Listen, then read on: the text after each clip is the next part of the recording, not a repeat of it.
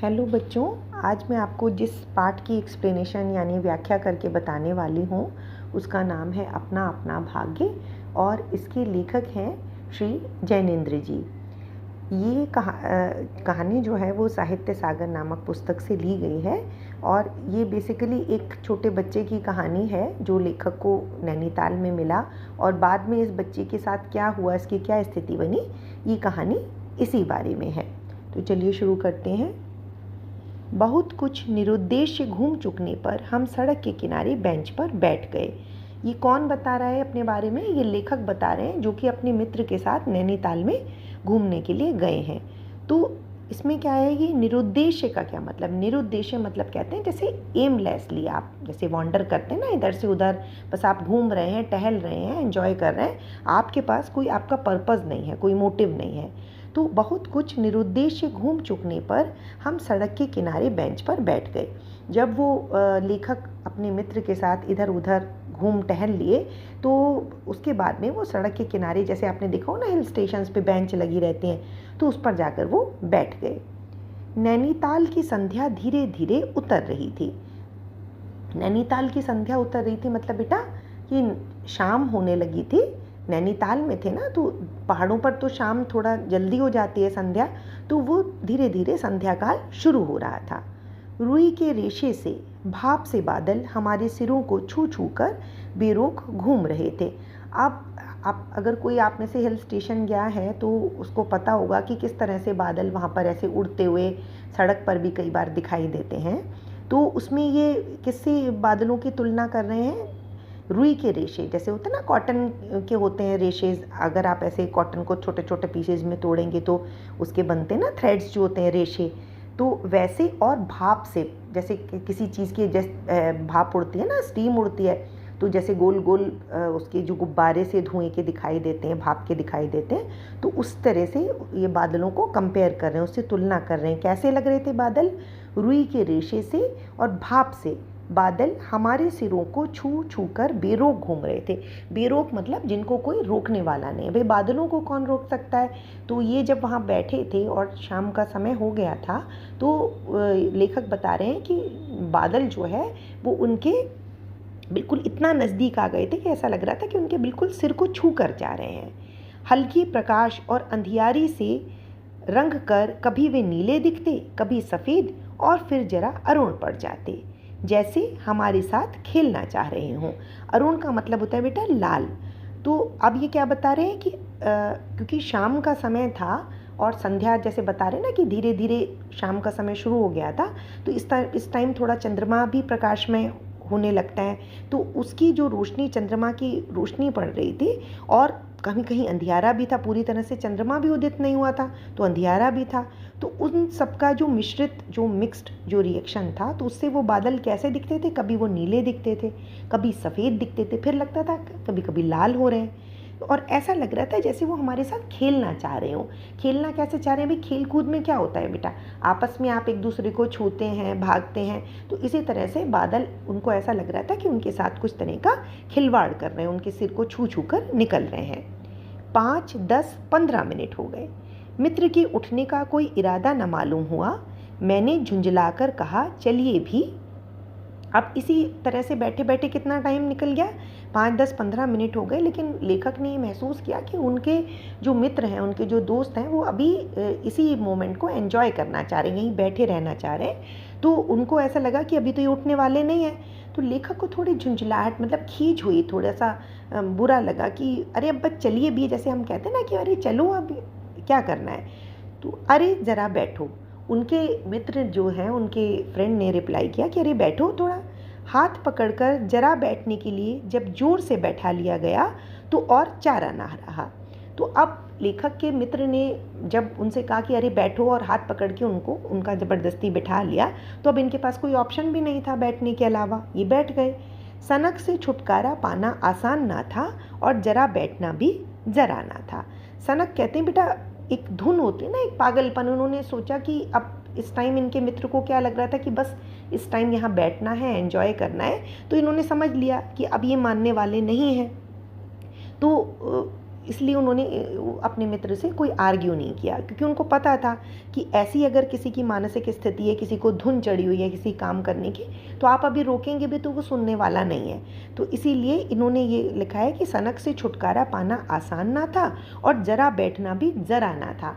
जरा बैठना भी जरा ना था का क्या मतलब है कि कहने को तो उनके मित्र ने कहा कि जरा मतलब कहते हैं बेटा थोड़ा, कि थोड़ा सा बैठ जाओ, और लेकिन ये लेखक अपने मन में समझ रहे थे कि ये जरा की बात नहीं है, थोड़ा नहीं बैठने वाला है, जैसा इसका मूड है, जैसी मनोदशा है, ये अभी काफ़ी देर यहाँ पे बैठने वाले हैं, है ना। तो चुपचाप बैठे तंग हो रहा था, कुढ़ रहा था कि मित्र अचानक बोले, देखो वह क्या है। अब क्या होता है, जब आपको बिना मन के कोई काम करना पड़ता है ना बेटा, तो फिर वो मन में एक बड़ी खिन्नता, एक बड़ी झुंझलाहट, खींच सी हो जाती है। तो वैसे ही लेखक की मनोस्थिति थी। उनको लग रहा था कि अब बैठे तो हैं चुपचाप, लेकिन उनका मन तो था नहीं, लेकिन वो अंदर ही अंदर परेशान हो रहे थे कि उनके मित्र ने कहा कि देखो वो क्या है। कोई चीज़ उन्होंने दिखाई, किसी तरफ इंडिकेट किया कि देखो वो क्या है। मैंने देखा कि कोहरे की सफ़ेदी में कुछ ही हाथ दूर से एक काली सी मूर्ति हमारी तरफ आ रही थी। मैंने कहा होगा कोई। क्या देखा लेखक ने जब इनके मित्र ने कहा कि देखो, तो इन्होंने क्या देखा कि कोहरा था ना बेटा, फॉग कहते हैं कोहरे को, तो पहाड़ों पर शाम के समय तो वैसे भी कोहरा वगैरह बहुत ज़्यादा बढ़ जाता है। तो इनको क्या दिखाई दिया कि काली सी मूर्ति, ऐसा लगा कि हमारी तरफ आ रही है। काली सी मूर्ति तो कोई ऐसे थोड़ी ना चलेगी, लेकिन उनको ये लग रहा था कि कुछ इतनी कोहरे की सफ़ेदी में कुछ काली सी चीज़ जो है वो हमारी तरफ चल के आ रही है। तो इन्होंने बड़ी लापरवाही से, बड़ा केयरलेसली कहा कि होगा कोई। 3 गज की दूरी से दिख पड़ा एक लड़का सिर के बड़े बड़े बाल खुजलाता चला आ रहा था। तो क्या दिखाई दिया इनको कि एक लड़का जो है वो, जिसके सर के बाल भी बहुत बड़े हुए थे और बड़ा गंदा सा उसका अपीयरेंस था, वो इनकी तरफ बढ़ा आ रहा था। नंगे पैर, नंगे सिर, एक मैली सी कमीज लटकाए है, मतलब बेयर फुट था वो, पैरों में भी उसके कुछ पहना हुआ नहीं था, और इतनी ठंड थी तो नंगे सिर भी था, मतलब कोई टोपी भी नहीं थी। और टोपी छोड़िए, आप समझिए उसके पास कोई भी गर्म कपड़ा नहीं था, कोई स्वेटर नहीं था, एक गंदी सी बस कमीज, एक शर्ट उसने पहनी हुई थी। पैर उसके न जाने कहाँ पड़ रहे थे और वह न जाने कहाँ जा रहा था, कहाँ जाना चाहता था, ना दायां था ना बायां था। अब ये बच्चा क्या था, ये बच्चा बिल्कुल जैसे कहते हैं ना कि इमोशनलेस था। ये बस चला जा रहा था, उसके दिमाग में क्या चल रहा था नहीं पता, वो कहाँ जाना चाह रहा था नहीं पता, कहाँ जाना चाहता था, राइट जाना चाहता था कि लेफ़्ट जाना चाहता था, कुछ क्लियर नहीं हो रहा था। पास की चुंगी की लालटेन के छोटे से प्रकाश वृत्त में देखा कोई 10-12 बरस का लड़का होगा। क्या लेखक ने देखा कि पास में चुंगी होते बेटा, जो एक ऐसे चौकी बना दी जाती थी जहाँ पे टैक्स वगैरह वसूल किया जाता था, तो वहाँ पे एक छोटी सी लालटेन जल रही थी। तो उससे जो एक रोशनी का एक छोटा सा घेरा बन रहा था ना, तो उससे इनको दिखाई दिया कि वो जो इनकी तरफ चला आ रहा था वो कोई 10-12 साल का कोई एक लड़का था। गोरे रंग का है पर मैल से काला पड़ गया है, आँखें अच्छी बड़ी पर सूनी हैं। अभी उसके अपीयरेंस को उसको डिस्क्राइब कर रहे हैं कि कैसा दिखाई दे रहा था वो लड़का। गोरे रंग का है लेकिन मैल से काला पड़ गया है। जब उसका रंग चाहे जितना भी गोरा हो बेटा, लेकिन जब वो बहुत दिन से नहीं नहाया धोया होगा तो जो गंदगी की परतें थी ना वो उसके ऊपर जम गई थी, तो उससे वो काला सा मालूम पड़ रहा था। उसकी आंखें बड़ी थीं, अच्छी थीं, लेकिन सूनी कहते हैं कि जैसे उनमें एक दुख की सी छाया थी, मतलब यह कह सकते हैं आपकी कोई इमोशन नहीं था, खाली आंखें। क्योंकि कहते हैं ना कि आँखों से बहुत कुछ पता चलता है। कभी कभी हम कुछ मुंह से नहीं बोलते हैं, लेकिन हमारी आंखें कभी दुखी दिखाई देती हैं, कभी उनमें एक खुशी की सी चमक होती है। लेकिन इस बच्चे की आंखों में क्या था, कुछ नहीं दिखाई दे रहा था, बिल्कुल खाली थी। सूनी कहते हैं खाली को। माथा जैसे अभी से झुर्रियाँ खा गया है। और इसका फोरहेड कैसा दिखाई दे रहा था, देखो कहने को तो 10-12 साल का बच्चा था, उसके चेहरे पे एक ग्लो होना चाहिए था, एक खुशी, एक रोशनी होनी चाहिए थी, लेकिन परेशानियों में और उस दुखों के चलते उसका फोरहेड जो है वो ऐसा रिंकल्ड सा हो गया था, जैसे मैच्योर्ड लोगों का हो जाता है ना, बड़े लोगों का हो जाता है, ऐसा हो गया था। वह हमें ना देख पाया, वह जैसे कुछ भी ना दिख रहा था। इन्हें क्या लगा कि वो बिल्कुल एमलेसली चला जा रहा था, जैसे कहते हैं ना कि कुछ उसको समझ ही नहीं आ रहा था, वो इनकी तरफ भी नहीं दिख रहा था और ऐसा लग रहा था कि आसपास कुछ भी माहौल है वो कोई चीज़ ऑब्जर्व नहीं कर रहा है, कोई चीज़ नहीं देख रहा है, ना नीचे की धरती, ना ऊपर चारों ओर फैला हुआ कोहरा, ना सामने का तालाब और ना एकाकी दुनिया, कुछ भी वो नहीं देख रहा था। मतलब कहने को तो इतना सीनिक व्यू था, नैनीताल था वो बेटा, तो वहाँ पे कोहरा था, सामने बहुत सुंदर तालाब था, सब तरह का अच्छा माहौल था, लेकिन वो नहीं देख रहा था बच्चा। वह बस अपने निकट वर्तमान को देख रहा था। वो क्या देख रहा था? अपना नियर फ्यूचर। उसको ये चिंता थी कि कल मेरा क्या होगा। आज तो भाई किसी तरह उसने गरीबी में, परेशानी में दिन अपना गुजार लिया, लेकिन कल क्या होगा। मित्र ने आवाज़ दी, ए। उसने अपनी सूनी आंखें फाड़ दी। तो उनके जो मित्र थे लेखक के, उन्होंने उस बच्चे को आवाज़ लगाई कि जैसे आवाज़ लगी ए मतलब सुन या इधर आ।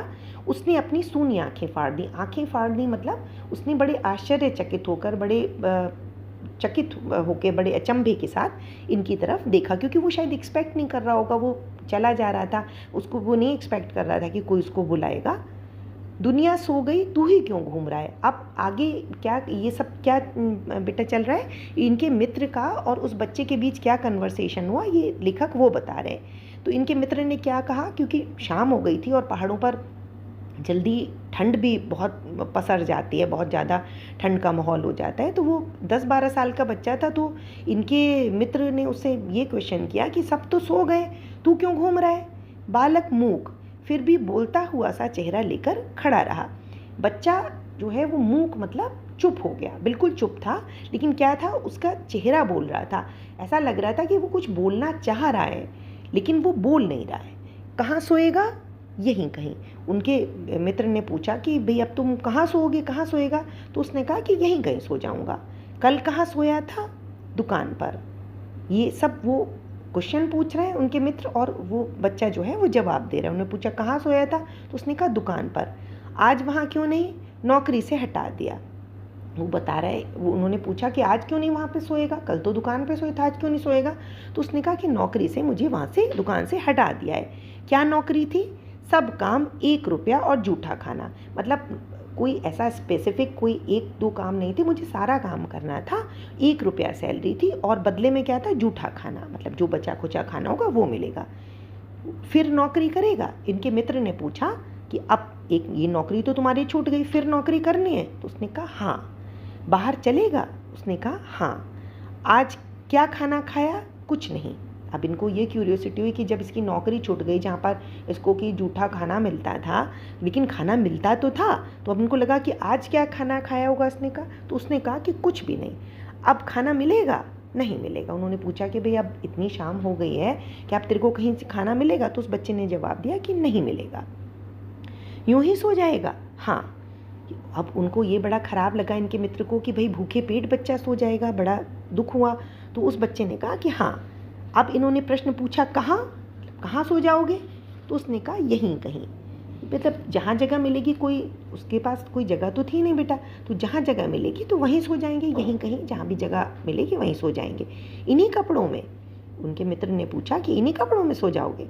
बालक फिर आँखों से बोलकर मुख खड़ा रहा।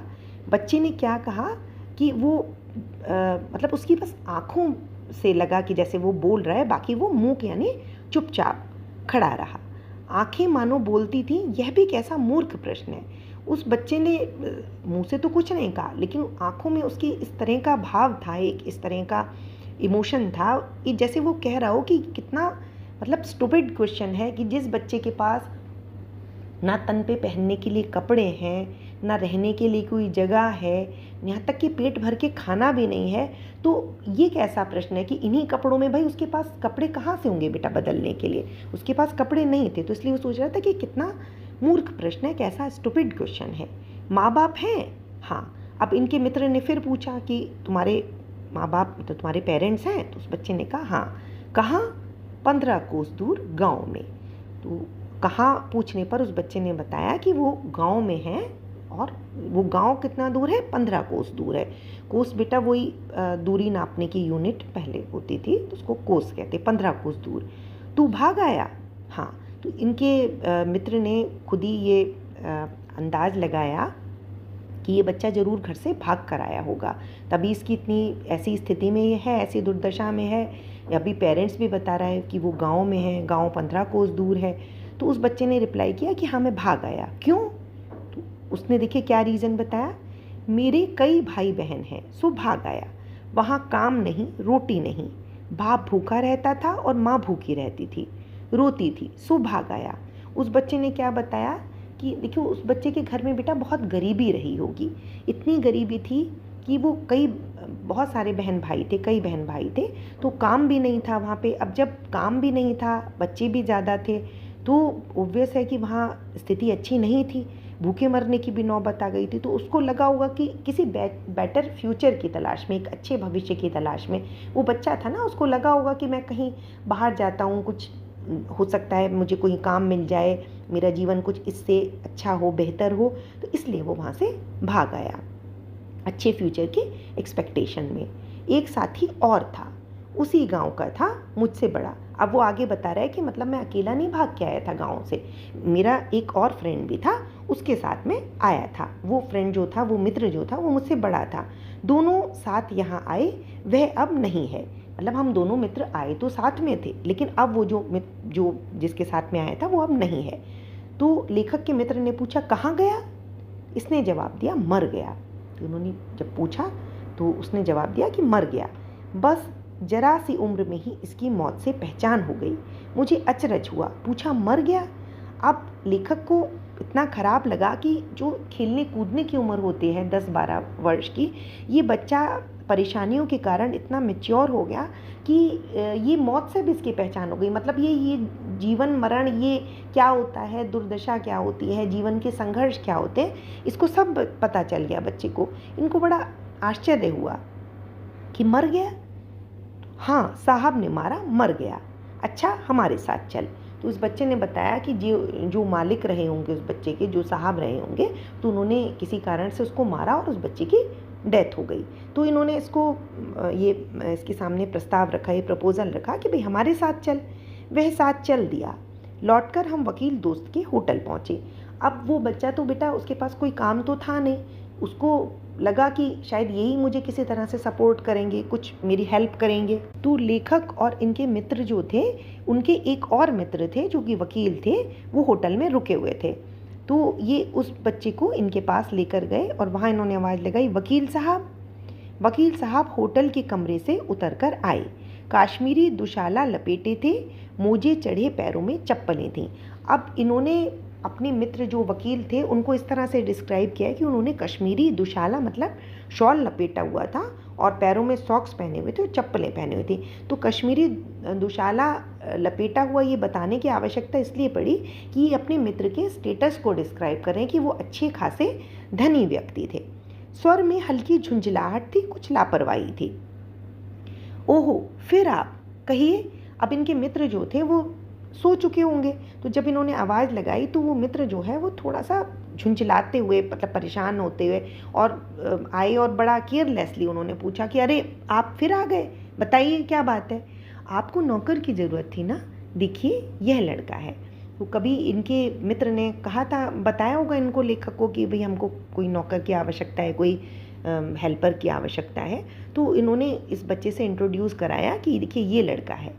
कहाँ से लाए, इसे आप जानते हैं? जानता हूँ, यह बेईमान नहीं हो सकता। जब उन्होंने पूछा कि आप जिस बच्चे को लाएं, आप क्या, आपकी पहचान है? तो इन्होंने बताया कि मतलब जानता हूँ, थोड़ा ही जानते थे उसको, लेकिन पता नहीं क्यों उनकी, जैसे कहते हैं ना, गट फीलिंग बेटा कहती है, तो उनको लगा कि ये ऑनेस्ट ही है ये बच्चा, ये बेईमान तो नहीं हो सकता। अजी ये पहाड़ी बड़े शैतान होते हैं, बच्चे बच्चे में अवगुण छिपे रहते हैं। आप भी क्या अजीब हैं, उठा लाई कहीं से, लो जी यह नौकर लो।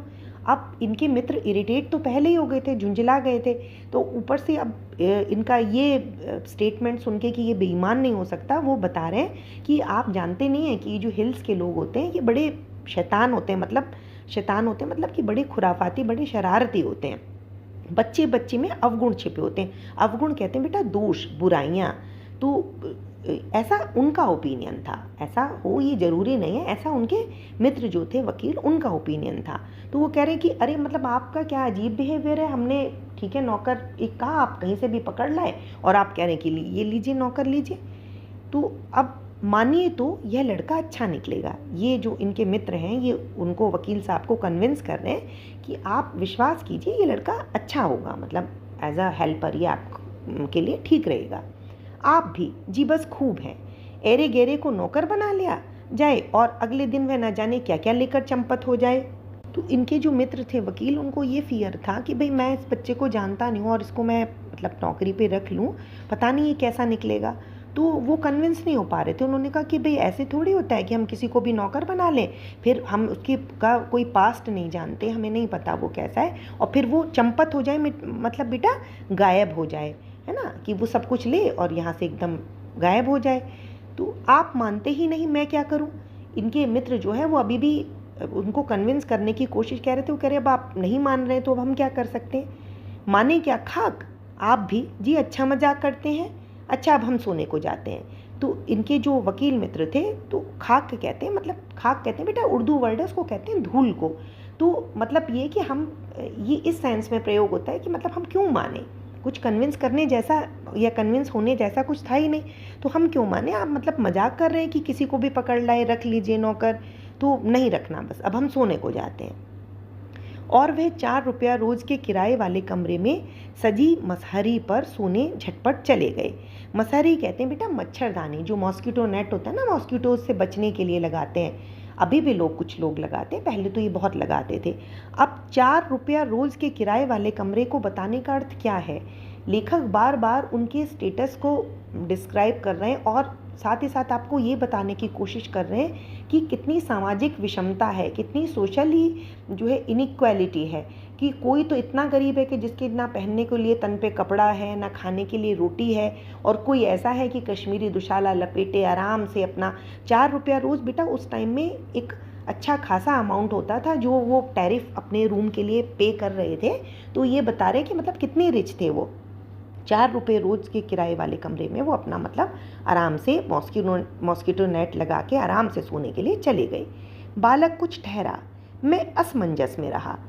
अब वो बच्चा समझ नहीं पा रहा था इन दोनों का कन्वर्सेशन, कि लेखक के मित्र उनको कन्विंस कर रहे थे वकील साहब को कि आप इस बच्चे को as a helper, as a domestic help आप रख लीजिए, लेकिन वकील साहब मना कर रहे थे, और मना ही नहीं कर रहे थे, उसके बारे में कुछ उल्टी सीधी टीका टिप्पणी भी कर रहे थे कि ये लोग ऐसे होते हैं, चोर होते हैं।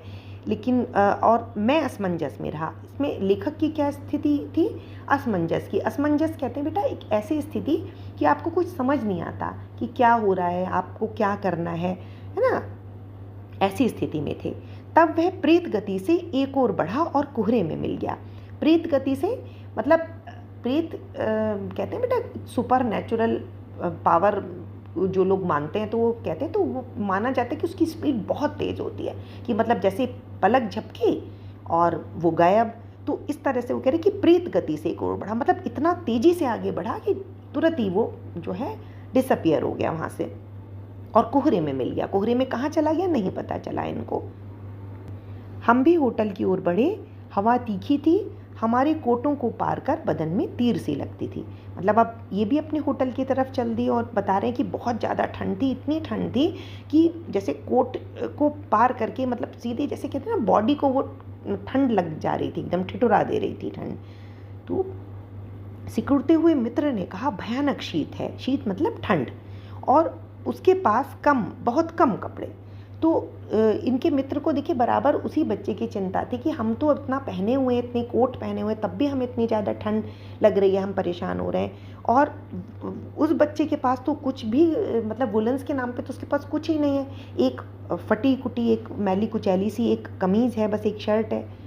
यह संसार है यार, मैंने स्वार्थ की फिलॉसफी सुनाई।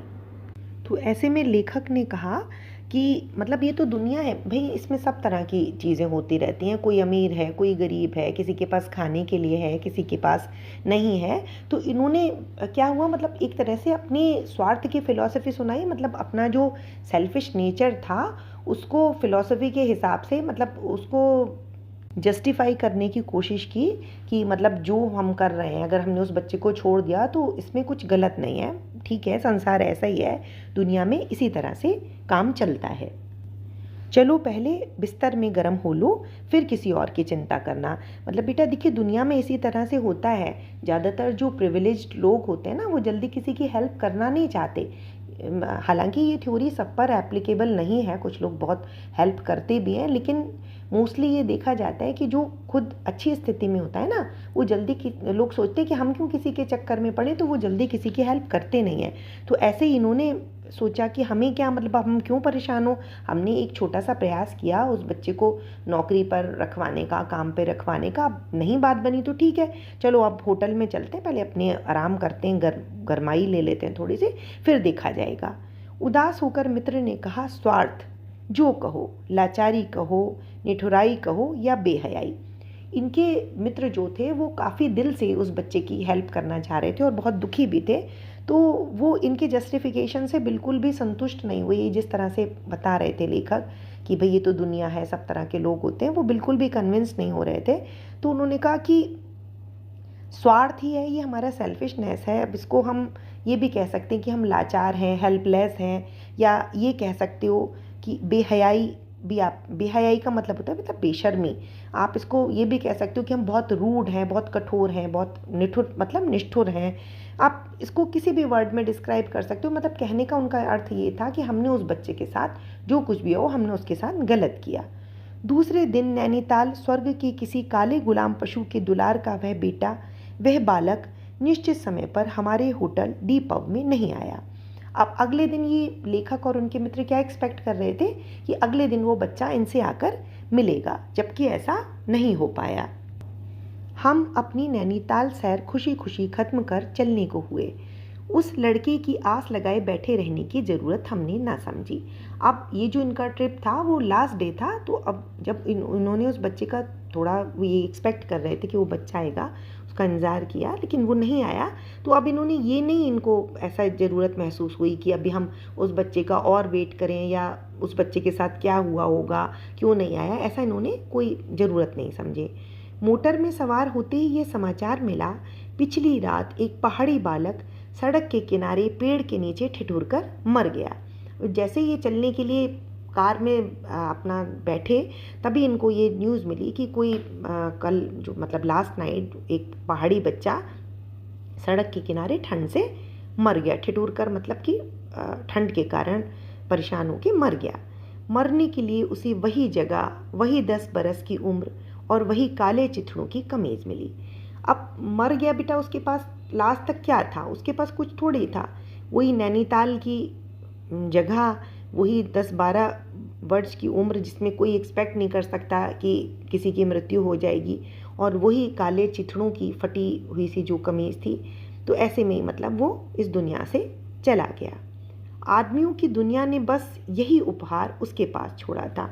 मतलब लोग चाहते तो उसकी हेल्प कर सकते थे बेटा, लेकिन किसी ने भी, सब अपनी अपनी धुन में, अपने अपने स्वार्थ में इतना व्यस्त हो गए, इतना मशगूल हो गए कि किसी के पास भी कोई टाइम नहीं मिला, कोई समय नहीं मिला कि उस बच्चे की थोड़ी सी मदद करते। हो सकता है अगर उस बच्चे की समय रहते कोई थोड़ी सी मदद कर देता तो उसका जीवन कुछ और होता। हो सकता है फिर वो उसकी मृत्यु ना हुई होती, उसको कहीं काम मिल गया होता, वो भी धीरे धीरे उसकी लाइफ ट्रैक पे आ जाती, लेकिन ऐसा नहीं हुआ।